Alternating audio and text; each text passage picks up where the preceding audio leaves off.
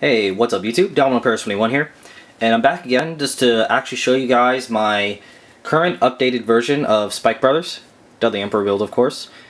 It's been a few months or so now since I actually been playing around with this deck. I've been actually playtesting other decks just because I decided to put the deck down for a little bit just because Spike Brothers originally did not fit my playstyle in terms of being like early aggressive and rushing down your opponent. I was considering myself more of a conservative control type player, which is why I love Kagero.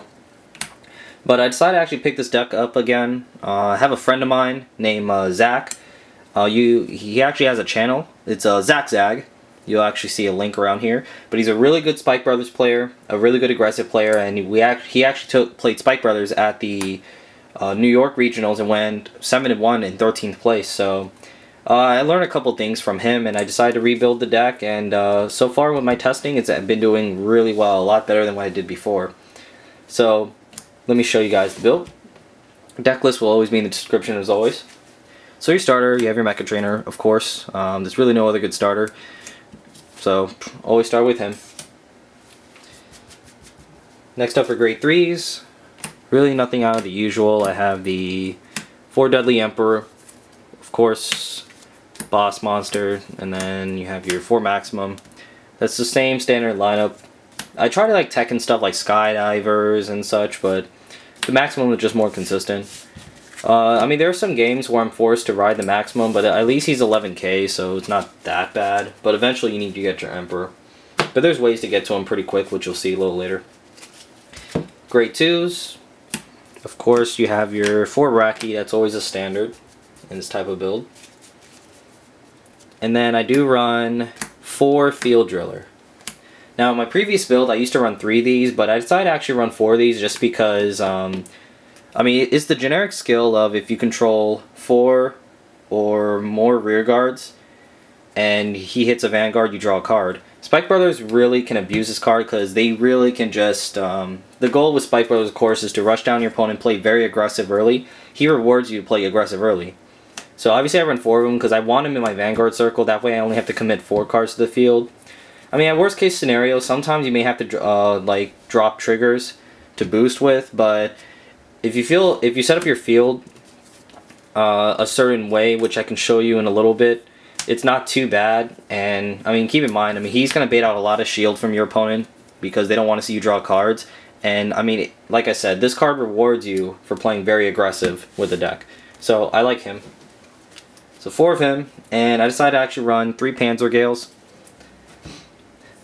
Now, the reason I run Panzer Gales is because it's just another target to grab for me for my Dudley Emperor skill. Because the thing is, usually the first time I use my limit break is I don't really try to go for game, because I usually camp because my opponents can still be able to guard everything. So I usually like, well, Maximums and Brakkis I call taggers, so, you know, I tag out, do the usual.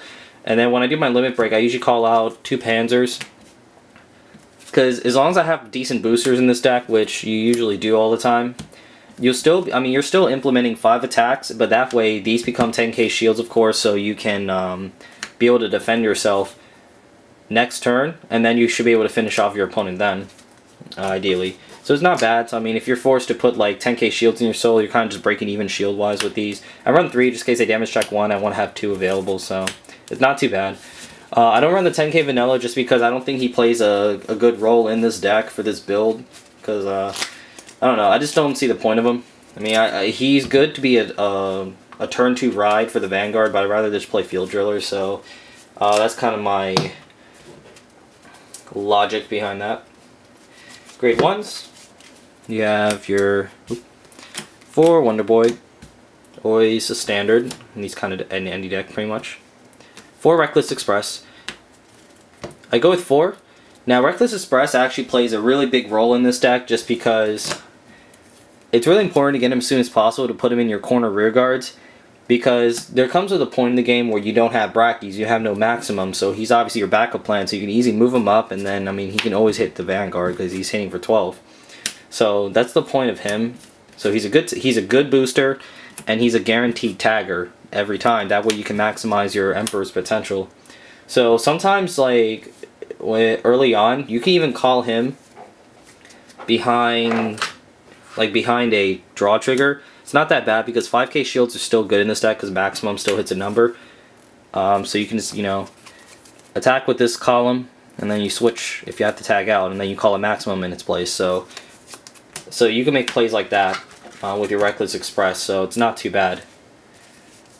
And then you have 3 magical managers. 3 is just fine. Usually, I say usually one, if you resolve his skill to soul charge once per game, you should be fine, because sometimes you need to tag out more often than you would think so, than you have soul for, so that's pretty good. And then I run 3 cheer girls. I've seen some builds with spikes where they don't run perfect guards, but I think you should still have to have perfect guards. You still need to defend yourself to a certain case. Field drillers ideally will help build up your hand if you're able to get them off, so it'll help you out. I don't normally search these with Mecha Trainers though. I'd rather search for Reckless Express, Wonder Boys, or Medical Manager. I mean 3, you should be able to draw into at least 1. You just want to save it. You just want to save it when your opponent tries to make a final push. Because the longer you save these, the longer I guess your opponent thinks you don't have a perfect guard, so it kind of bluffs that way. And then trigger lineup is same.